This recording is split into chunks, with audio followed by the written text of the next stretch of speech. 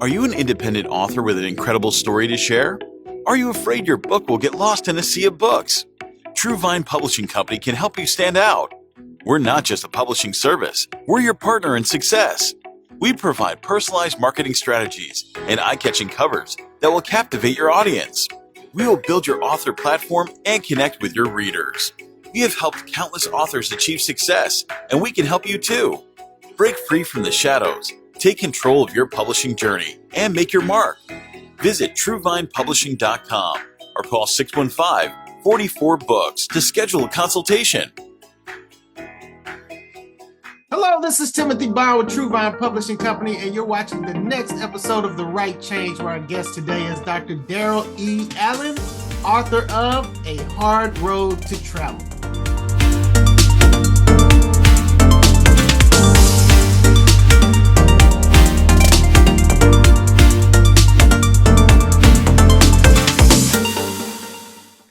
Dr. Allen, how are you doing today? I'm doing fine. How about you, Tim? I'm doing great. It's an honor to have you on the show. I like to say to everybody, especially my clients who have been allowed me the opportunity and the honor to be a part of this journey, I want to say thank you for allowing me the opportunity to publish your book.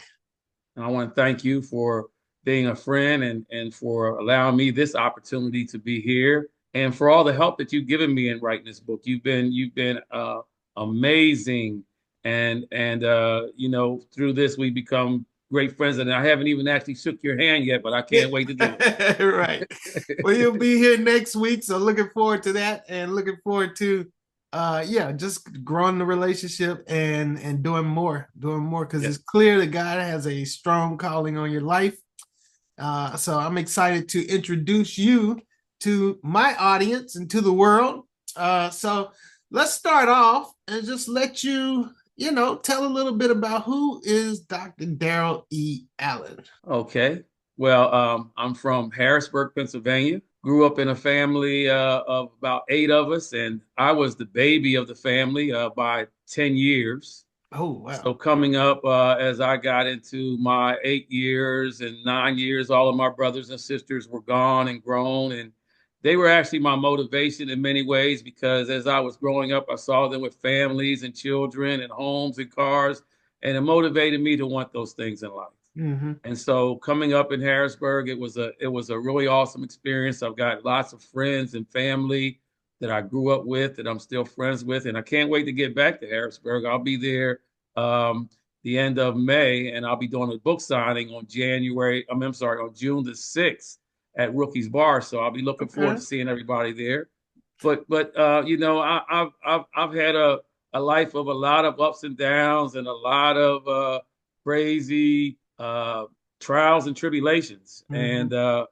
And some years ago, I started writing memoirs of some of my trials and tribulations, because there was just so many that God has put in my life to change me, to mold me. And so I felt that I couldn't keep it to myself. And so I started writing memoirs, and it's been a few years, and I finally got to the point where we've got the book published, and looking forward to getting it out, to having some people reading it. And I'm hoping that not only does it create some laughter and some memories for people that know me, but also it creates inspiration for people who may be going through some of the things that I went through. Yeah, your book opens up very strong way. You talk about driving down the street, and you're in the community, and you see everybody laughing and having fun, and tears start to fall out of your eyes. Tell us this story. Well, it was a summer afternoon, and I had been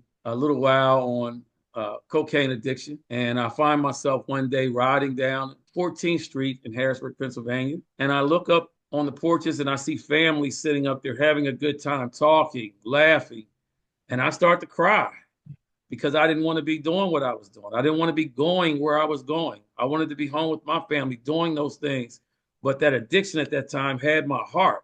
Mm. And even though I cried, I wiped the tears off my face, and I kept going on my mission. And that's one story that I include in the book. It was a very dramatic time, 3 years that I went through that particular addiction. It was something that, believe it or not, that I actually prayed for. And it was miraculous how God brought me into it and brought me out of it. You got to explain that to me. What do you mean you prayed for it? Well, during the time I had recently gotten married, I had been married, I guess, about a year or so, and I was still running the streets, hanging out, doing things I shouldn't be doing. And I wanted to be better. I wanted to be a better husband. I had just had a son. I wanted to be a better father. And my wife and I decided to start going to church. And we went to a Bible study one evening, and the topic was on King David and his trusted servant Zariah. And we all know the story of King David and Bathsheba. Yeah. And King David went through 3 years of turmoil and chaos in his family and his kingdom, and locusts took over the kingdom. And at the end of the 3rd year, King David got naked and he prayed and he asked God to please not take any more of his people. And God had mercy on him and he lifted the curse. And the story touched me that evening, but the moral of the story was that we can sin and God will forgive us, but there's a price that we have to pay. And so I snuck to the altar that evening and I asked God to forgive me. But if there's a price that I have to pay, I said, do it now, get it over with. Wow. The very next day was my dad's birthday. My mother sent me out to get something at the store she had forgotten. And I went down to the end of the block, went to make a left, and a vehicle from the hospital hit me head on. Tore my car up, hurt my neck, and I wound up out of work probably about 8-9 months. And during those 8-9 months, I got involved with some guys that I shouldn't have been getting involved with. And I wound up doing 3 years of a coke addiction that I actually prayed for. I mean, you better be careful what you pray for, because God will answer your prayer, and you may get that prayer in a way that you don't expect it. I never expected it to come that way. And it was just miraculous how he brought me into it and then how he brought me out. Because during that time, it was just chaotic, my life, my family, everything that was of value to me, I lost or I sold or I gave away. But at the end, when he brought me out, he gave it all back in the blink of an eye. And I wound up having dreams, and I was going to rehabs after rehabs. I was didn't want to be doing what I was doing. At the end of it, I wound up having some sweats. I would wake up in the night like soaking wet. And I remember my wife telling me that the devil's got you. And I had a dream one night that I was walking with Christ, and I was so happy. I was so overwhelmed. We never spoke. He never told me who he was, but my spirit knew who he was. And I was so happy. And I was just walking, and I was just so overwhelmed. And then he turned and he started to back up, and he started to fade out. And I knew he was leaving. And I said, no, don't leave me. Take me with you. And he says to me, no, my son, you can't come now. And he disappeared.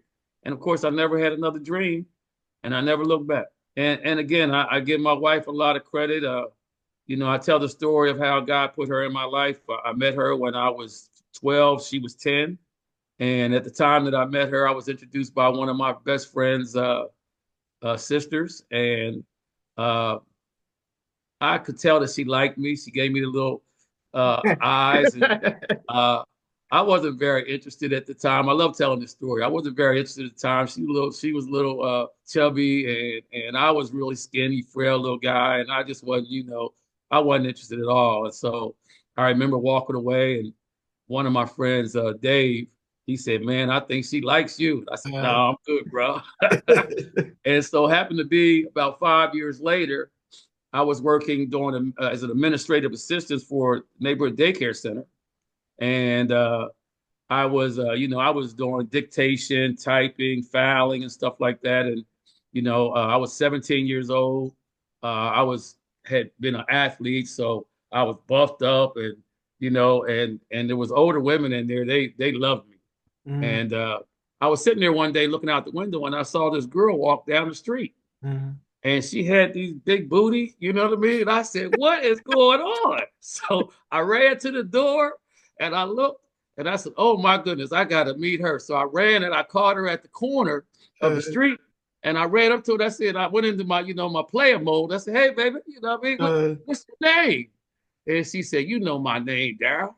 And I looked at her, I said, I have never met you in my life. Really? She explained to me who she was. And I said, are you that girl that I met back in the day? And she said, yeah. I said, oh my goodness, you have really grown up. So I asked her for her phone number and asked her if she needed a job. So I got her, I took her in and she filled out an application. She left without giving me her phone number. And I was not happy about that. So happened to be, I was taking out the trash maybe about a week later. And here she come walking down the alley. Mm-hmm. And I looked at her, I said, hey, where's my phone? You're supposed to give me your phone number. So she reached in her pocketbook and she pulled out a phone number. And I was a little hesitant at first. I'm thinking, is she carrying around phone numbers like that? Right. But little did I know is that was a setup, because her coming down the alley and the phone number was all intended for me. We started dating. She was 15 and I was 17, and we've been married now for over 41 years. Wow, awesome. You said the word, it was chaotic. One of the statements that I really found amazing, it talks about the law of rhythm, universal laws. And it said that chaos is just rhythm we don't understand yet, right? And just looking at your life and how you prayed for your punishment to come quickly, right? And immediately you go into this lifestyle. And some people would say, God wouldn't do that to you. God wouldn't make you get addicted to drugs, right? But there's a bigger purpose in what God sends us through, right? Exactly. I can't personally help someone who's been addicted to drugs because I've never been addicted to drugs. And so God has to have people who have been somewhere to be able to go and help those who are there now, right? Can you speak to how your experiences has allowed you to go back and help those who are in those places where the church will say saints should never be? Well, one of the things that I say about addictions, and addictions can be drugs, it can be food, it can be a cell phone, it can be many things. And the only way to get rid of an addiction, to get out of an addiction, is when your heart actually changes. So, and I think I mentioned that I had gone to several rehabs, and I would come out of rehabs with my mind programmed that I didn't want to do it anymore. But my heart was still in love with those people, places, and things. So eventually, after a couple of weeks, I'd eventually go right back. And it wasn't until something had to take place in my life to change my heart, where my heart and my mind came into sync. And then that's when I was actually able to leave the drugs alone and change my life and walk a different path. And so I tell a lot of people that, in order to beat an addiction, it's got to come from the heart. Of course, we know that God judges us by our heart. Everything comes from the heart. Your soul, your character, it comes from your heart. Your mind can say one thing, but your heart will tell you to do something else. And so, what I do today is I work within the school systems, trying to be a mentor and that role model that these kids need to see. I will tell my story. One thing about a trial and a tribulation that God may give you, a lot of times what we do is we have these trials and tribulations in our lives and we hide. We don't want to discuss them. And you have to realize is that they're not for you always. Of course, they're for you to change, but they're for you to help other people. And so one thing about my book is that I'm hoping that not only do my friends and people that I know read it and get some entertainment out of it, but I'm hoping that somebody who's going through that, it will touch their heart and they can understand how and what is necessary for them to do to alleviate themselves from those addictions. Now, whenever I hear, I'm going to show my ignorance, okay? I'm just going to be transparent. Whenever I hear about people who are like dealing with addiction and stuff, I just wonder, like, what was the personal life like? What was home life like, right? Maybe it's my naivete. It's like, man, if you just present love and cherish your children, like they won't get addicted to drugs or they won't want that. As I was reading your story, your father's character is complex because in one instance, he's a terror, but then in another instance, he's a protector, right? And you talk about like, how he told the father of your bully, and if your son messes with my son, I'm gonna beat your ass, right? You have like this dichotomy with him, and so talk to us about like that whole dichotomy, because you and your mother, oh man, like your father and your mother is just an amazing story that will take you both to the highs of highs and lows of lows. Well, my mother was the love of my life. She instilled in me a lot of love and affection. And I've always been a very loving and affectionate kind of guy. Coming up, my dad, he didn't have any of that. As a matter of fact, I didn't really like him much most of my life. He was the man that I didn't want to be. He drank a lot, fought my mother, and I didn't see a lot of the fighting because as I got older, my mother became one of the first Black women to have a laryngectomy operation at Temple University Hospital in Philadelphia, where she has a hole in her throat.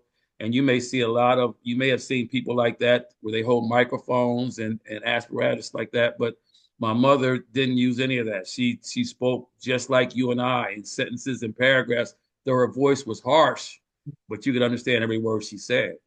And that was a dramatic experience for me. But, coming up without, my mother couldn't, she loved me, but she couldn't handle a teenage boy.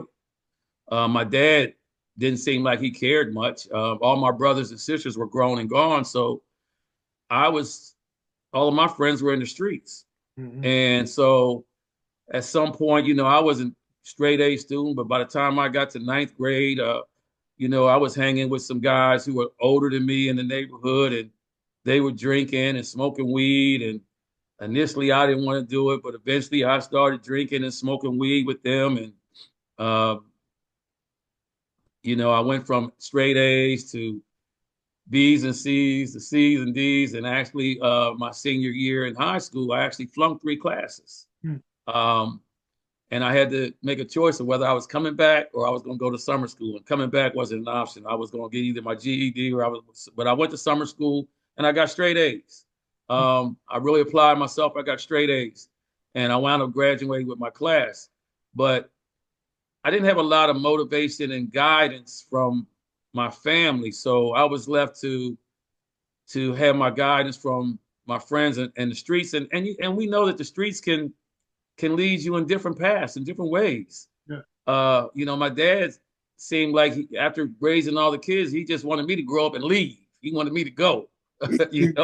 And so, when I graduated high school, I wanted to get as far away from him as I could. So I wound up going into the Air Force. Mm-hmm. Didn't stay in the Air Force long because I was deaf in my right ear, and that kind of caught up to me. And I wound up getting an honorable medical discharge from there and came back out here. I'm back home with Dad again. Again, it wasn't until probably when my mother died and my dad and I got closer, and I started to find some of the positives that he had instilled in me. And one of the things that my dad had used to say is that I'll sleep in the basement before I let another man come up here and raise my kids. And that was instilled in me. And I don't know if I would have slept in the basement, but in terms of me leaving, was never an option. And I was always, even when I was, in my drug addiction, I worked to work every day. I was, if I wasn't out in the streets, I was home with the family. But I almost lost my family during that time. Mhm. you know, and I thank God for uh, you know, giving me my wife and giving her the heart to stay with me. She's been my stable foundation that without her, I think that my life would have been destroyed or I would have been dead. And so, you know, God puts people in places at times in your life to guide you, to give you inspiration. And I can look back and look back at when we got introduced when we were 10 and 12. And I know that that was meant to be.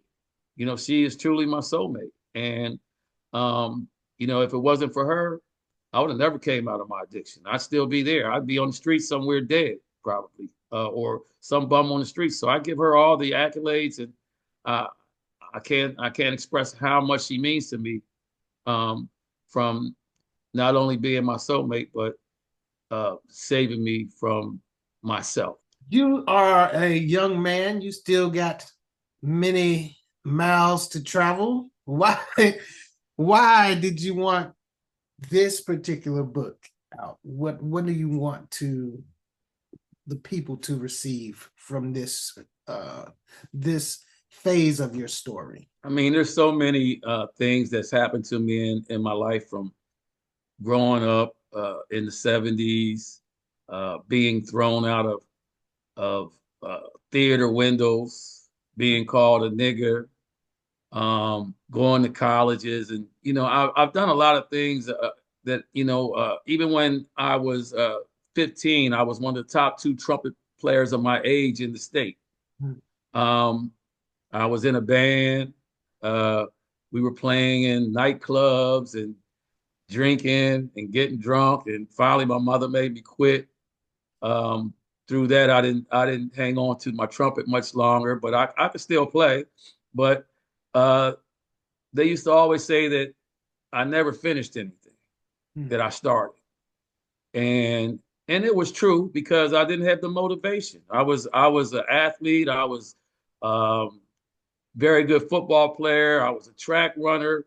You know, I'd run touchdowns. I'd win 100-yard dashes, but there was never any family member in the stands. Hmm. And so I didn't have a lot of motivation to finish things, you know.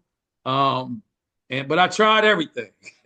I tried everything, and you know, um, eventually God brought me into what was my true strengths. You know, I wound up being I went to college for information technology.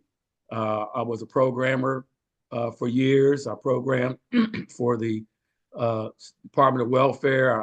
I programmed. I was instrumental in programming the fingerprinting systems for the Pennsylvania State Police.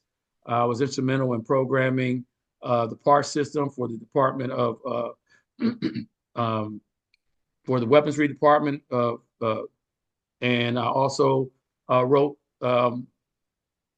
programs for the part systems in Nissan. Hmm. And that was where a lot of my strength was. And then that career eventually ended. And you know, I've always been a charismatic kind of guy with the gift of gab.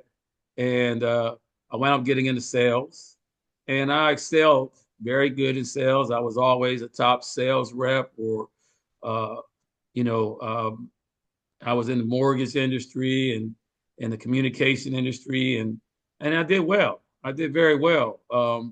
And eventually, I found out that was where my calling was. My calling was helping people. Hmm. You know, because, and the reason that I was good in sales is because I was real with people. I helped people. I wasn't there to make money. I mean, there was a time when, I mean, I was working in with Comcast, and I can remember I went to an old lady's house and she invited me in, and I sat there and listened to her cry about her daughter getting divorced, and I and I had empathy for her. You know, Hmm. she didn't know me from a person in the streets, Yeah. and I talked to her, um, and I think I gave her a better feeling when I left. And so, you know, I would always tell people that I'm not just your sales representative; I'm your customer service. Or you got a problem, you call me. You don't have to call and wait on the phone 45 minutes. I'm Yeah. here to help you. Hmm. And I always got a really good feeling from helping people. Mm-hmm. And today I try to help kids. I mean, I just, that is what I try to do. I mean, don't get me wrong. I was a deacon. I was made deacon in 2016. I got my doctorate degree in 2020. I received my ministry pastor ordination in 2023 so that I could be in a position to help people. And that's what my life, if you have anything that you can say about my book and about me, is that my intention is to help others in some aspect, whatever aspect that is, whether it's an addiction, whether it was something that I went through in my life that they may be going through, or something that I said that hits their heart. If it helps somebody, then I've done some good. So when is the launch for? I know we've had some orders already, so you all better get these books quick because they aren't going. But I know you have an official launch. Is that the one in Harrisburg? Harrisburg? Yes. Okay. That'll be my official launch. I've got some friends and family in Nashville. Of course, like I said, I'm from Harrisburg, Pennsylvania, but we left Harrisburg in 1998. We moved to Nashville, Tennessee. We lived there for approximately around 25 years. We moved here to Columbia, South Carolina about 3 years ago. And so I've got a lot of friends and and even family in Nashville, Tennessee, my kids, grandkids in Nashville. And I've accumulated some friends as well here. So, I'll be distributing some books when I get to Nashville, which I'll be in Nashville next week. Mm-hmm. And I've got some people here that can't wait to get my book. But my official launching will be when I have my book signing on January 6th in Harrisburg, Pennsylvania at Rookie's Grill and Bar. We'll be up on the second floor, and that'll be my official launch. It has been an amazing interview. How can people get in contact with you? Somebody wants you to come out and speak, or they want to figure out how they can set up a book signing for you in their hometown. Well, how can people get in contact with you? Well, my email address is dallen, DALLEN 3722 @yahoo.com. You can even give me a call, 615-887-6482. It's best to leave me a voice message because I get so many spam calls and I've got spam blocker on. Right, So you're going to go rate the voice message anyway. Right. So leave me a voice message. I'll give you a call back. I'd love to do some speaking. Again, it's all about helping people. It's all about trying to instill the love of God because, it's funny how you get older and you look back on your life and you can see things as clear as the nose on your face of things that you've gone through. And I can say that God has done things in my life that left no question that it was him. I couldn't take any responsibility for any of the things that I've done positive that God was not a part of. Mm-hmm. And so I give him all the praise, all the honor, all the glory, because he has taken me from a nothing to actually somebody that I think that I'm proud of, and I hope that my family and my friends can be proud of. Everyone, I want you to like this video, share this video, and follow. Let's get the word out about Dr. Darryl E. Allen, his book, A Hard Road to Travel. Dr. Allen, it has been a pleasure talking to you. You have a wonderful day. You as well, and I'm looking forward to meeting you and actually shaking your hand next week, and we'll open that box of books and we'll take some pictures. Absolutely. Absolutely. All right. God bless you.